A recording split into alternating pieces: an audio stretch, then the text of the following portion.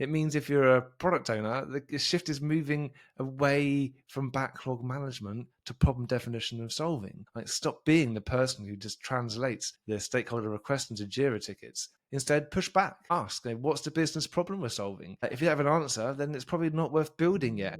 Welcome to the Product Agility Podcast, the missing link between Agile and Product. The purpose of this podcast is to share practical tips, strategies, and stories from world-class thought leaders and practitioners. Why, I hear you ask? Well, I want to increase your knowledge and your motivation to experiment so that together we can create ever more successful products. My name is Ben Maynard, and I'm your host. What has driven me for the last decade to bridge the gap between agility and product is a deep-rooted belief that people and products evolving together can achieve mutual excellence. Welcome. Today's a break from tradition because we're not going to be having a guest on.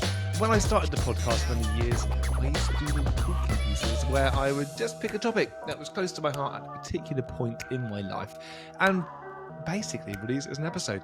And I've missed that.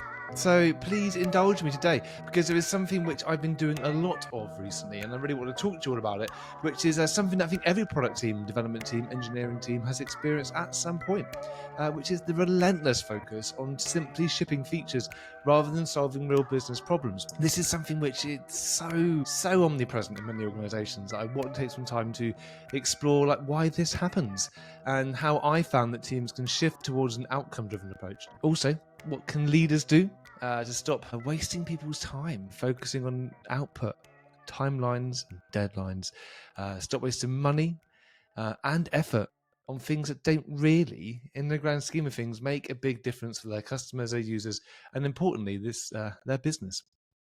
So this is exactly the kind of shift that I've been helping teams make with some of our lean product discovery workshops. But I'll talk a bit more about that later. For now, let's really begin just to get into this whole topic and scratch the surface a little bit. I'm going to try and not be too prosaic because I know there's a topic which some people feel has been done to death. So I'm going to be talking from my own real life experiences with this. So one of the big problems, maybe the main problem that you see, is that teams are given specs and not problems to solve.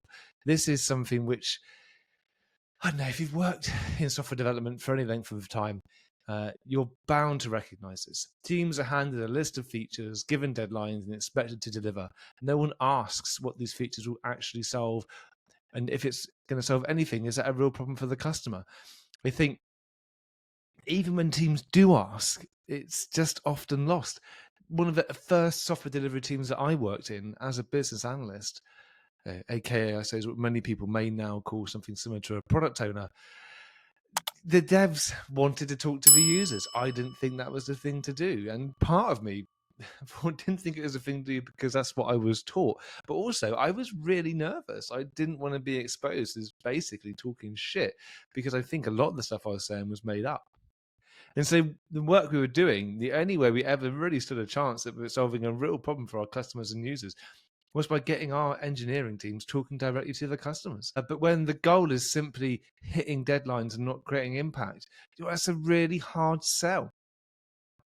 So I've worked with teams that have actually many years working in this way. Given specs, expected to deliver, no involvement in customer discovery, no involvement with the customer at all. And when I first suggested to some of these organizations, some of these teams that they speak to customers, I was told, well, developers don't want to do that, which I thought is just utter rubbish. It isn't true that no developers, no engineering teams, no one on those at the coalface, right, of creating the software products isn't able to talk to or doesn't want to talk to customers. It's this weird thing that we think that teams and people don't get a buzz from that. I think of one particular situation where I was challenged on it, saying, have you ever worked in an organization where the people in the software teams actually want to talk to customers? And I said, well, yeah, every organization that I've worked in for any long period of time, and I say long, probably 6 months plus, which maybe isn't that long in the grand scheme of things, but that's when you really start to see a shift. Actually do have developers that talk to customers or users. And some of it is because they weren't given the opportunity to before. Some of it is because they weren't given the skills, the support, or the encouragement to before. Sometimes it's because the system has no mechanism, has no desire, has no goal to enable them to talk to the users and the customers and focus on those real outcomes. The challenges in organizations, when you hear these statements, it isn't because that person was wrong. In that organization, in that context, do you know what? The engineers probably don't want to talk to the customers. But maybe some of that's because they weren't hired to. So what I'm saying here is actually, if you can put yourself in a position where you can give people the opportunity and the skills to do it, I think you find that often teams grab that opportunity at both hands. So when I did this recently, we went through the Lean Product Canvas workshop. I taught them some simple interviewing techniques. What do you think happened? The teams realized within hours that what they were about to build wasn't solving a problem that was worth solving. By talking to the user and actually asking them some questions and explaining the solution they proposed and what they thought that solution would do for this particular user, they realized it wasn't going to save anywhere near the amount of time they thought it would do. So they scrapped the feature even before writing a line of code. This was a huge moment for them. Now, some may think, well, hold on a minute. They had this conversation with the customer or user, and it's ended up with some work not being done. Didn't they feel foolish for coming up with the wrong idea? Didn't they feel stupid? Didn't they feel that they wasted the company's money? And well, maybe a little bit. I mean, that's natural. We're humans, right? And sometimes we do kind of get quite sensitive about these things and about being wrong. But the headline for me was that we'd just saved tens of thousands of pounds, if not more. By able to prove that that solution, that feature they were going to create, didn't solve the problem, we saved so much money and wasted effort. We were then able to forget the amount of money we saved from all the sprints worth of work that would have gone into creating it. We're also now able to focus on something that is of more value. So how much more money, how much more revenue, how much better can we make our customers' lives? Of the power of focusing on outcomes over outputs and not just blindly chucking out something which will have no impact. Now, there is obviously a huge leadership mindset shift that needs to happen. And we're going from shipping features to really solving genuine business problems. And if you're sitting with your leadership talking about how your organization builds software, then there's a good chance that as part of them that already knows that something isn't quite right. Maybe they've seen teams deliver features that no one uses, or at least have a strong gut feel that's the case. Maybe they're frustrated that the business outcomes aren't improving despite all the hard work, all the effort, all the investment that's going into delivery, all the, dare I say, wasted money spent on agile training for teams who don't really give a shit. They just don't see the value in it. I think we could have saved lots of money by not sending everyone on agile introduction courses, but actually finding ways just to get our engineers, our software development teams talking to the users, giving them some interview skills. Sod the rest. I think back to a time when I was having this very conversation, and this will now go back on what I was saying, actually. If you're talking to leadership, there must be something in them that believes it isn't quite working. Well, maybe this person did. But I was sitting in a large bank in London, in Bishopsgate. Anyone's ever been there?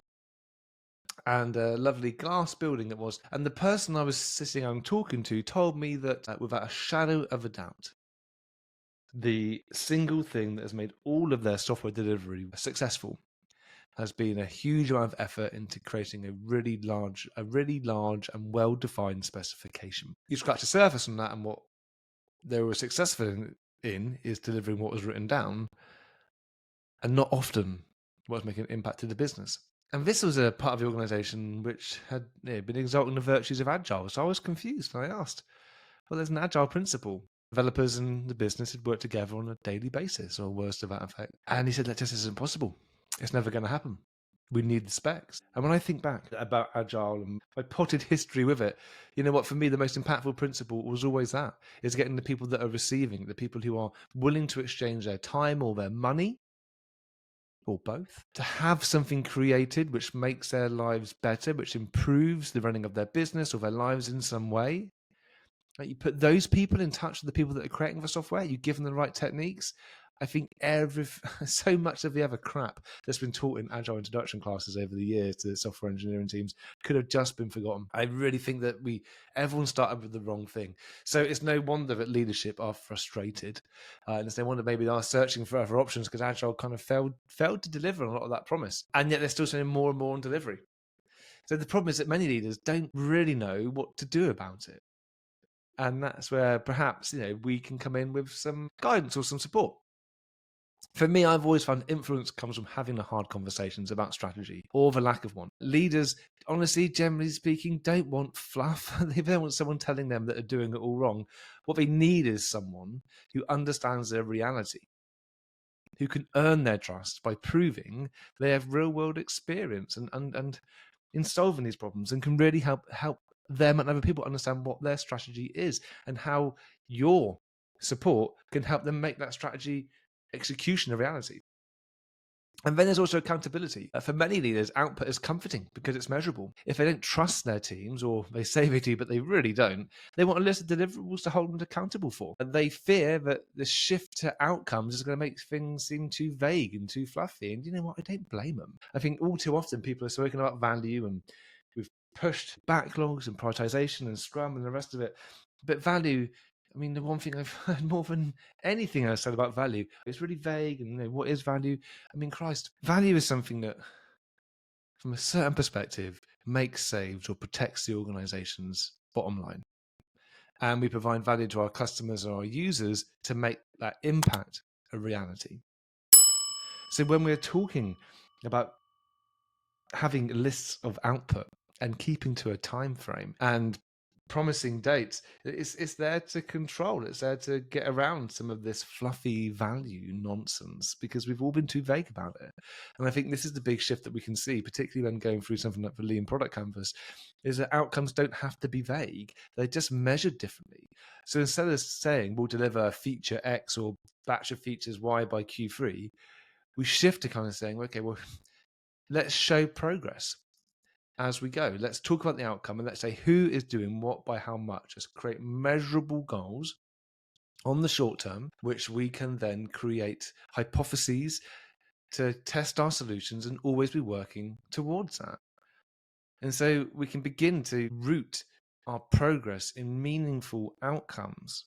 And then we're able to say, and if we've got a good, solid business problem that we're solving, so if that person is doing something new by a certain amount, and we can really say this is going to impact this, it's going to impact the business, it's going to solve this business problem, then we can begin to make those vague, fluffy value things seem really, really concrete. And I think this who does what by how much is based upon the work of Jeff Got Health and Josh Scheiden in their new OKR book. And for me, that's what make outcomes tangible, is what, when we're talking about OKRs, when we're talking about key results, that's how we like to have our key results, because they're tangible and they're real. We will absolutely then create hypotheses and say, well, if we're going to get the users doing that to get that value, will this solution help? How might we get that outcome by delivering this solution? And we have those conversations and we test them, and we test them as early as possible before writing a line of code through conversation. Perhaps then we will go on and we'll write some code and we'll run some prototypes, but only when our confidence is increased that we're really solving that problem. So, for example, if we want 20% more users to complete onboarding in under 5 minutes, it's really clear, it's measurable, and it's focused on the user. And probably, if we're talking about speeding up onboarding, a problem with that time, because we're focused on customer behavior rather than feature releases. So this is all great, Ben. Well done. How can we get teams started? I think I always like to start with small experiments to test whether we're solving the right problem. Shifting to an outcome-based mindset doesn't have to be a massive transformation. It can actually start in the smallest of ways. So here's one small thing any team can do right now. Find a user, talk to them about the work you're doing and the work you're intending to do, and figure out what they're actually trying to achieve. Let's be a bit more specific. So pick a feature in your backlog.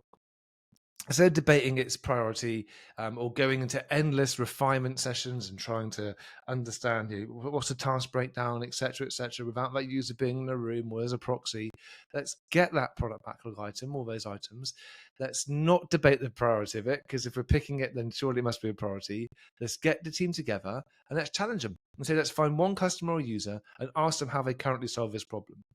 Ask them what's so wrong with the way they're currently solving the problem that means that they want something different. Because if we can teach the team some of these basic interviewing skills, some listening skills, and get them in front of a customer or an internal user, and have that internal customer or user tell us the stories that we can listen to, understand why they're going to be choosing to exchange value, give us their time, stop doing the thing they have been doing and start using the new thing. Like, one conversation can completely change the direction of your entire product backlog, or even just the path of that day. So what is the role of product and agile coaches in this shift? This is a really interesting one, because I think that the market has been tough for many agile coaches, and I still see lots of product coaches out there trying all kinds of different ways to entice customers into paying money for their services. I think for agile coaches and product owners, scrum masters, product coaches, our job isn't just to facilitate the meetings or go through and have them filling a template. It's to create the conditions for better decision making. If you're listening to this and saying, oh, great, what we need to do then is just go and get a product canvas or go and get this template and get people to fill in the template, you're wrong. Go and get yourself a book called Playing to Win. Look up the pitfalls of template strategies, and you can apply this to OKRs, you can apply this to product strategy, you can apply this to product discovery. When we think that our role is to facilitate the completion of a template, I think we're fucked. We need to make the conditions of better decision making, and that means for us to do some research. It means if you're a product owner, the shift is moving away from backlog management to problem definition and solving. Like, stop being the person who just translates the stakeholder requests into Jira tickets. Instead, push back. Ask, what's the business problem we're solving? If you have an answer, then it's probably not worth building yet. And if you think that's scary, you've done that and it hasn't worked, then sometimes it isn't going to work. But you've got to try. Build that context. Do some research. Influence. Impress. Be humble, be open to listen, make people like you a little bit, and let them open the door to give you that information. For Scrum Masters, how can we help the team move beyond, we just completed the sprint backlog as a success metric? Bring in more customer learning, bring it into the, not necessarily retrospectives, but bring that into the sprint review. Treat your sprint reviews as an increment retrospective. Get the customers involved. Help create that customer insight. Get the teams closer to the customers. Take a risk. Ask the question. Instead of going through your sprint review, just going through the list of product backlog items, begin it by having team answer the question, what do we learn about our users or customers in this sprint? Prepare them for that. Take that as the goal and have them be ready to answer that question. And for agile coaches, this is as much about trying to coach leadership as it is about the teams. You have to help leaders see that agile isn't just about velocity or cycle time. It's about creating real tangible value, which makes, saves, or protects the organization's money. And that doesn't mean blindly following a framework or filling in a template. It means teaching them to measure progress in terms of customer impact, not just output. So my preferred way of doing this at the moment is absolutely influenced by the Lean UX book, and actually looking at the Lean Product Canvas.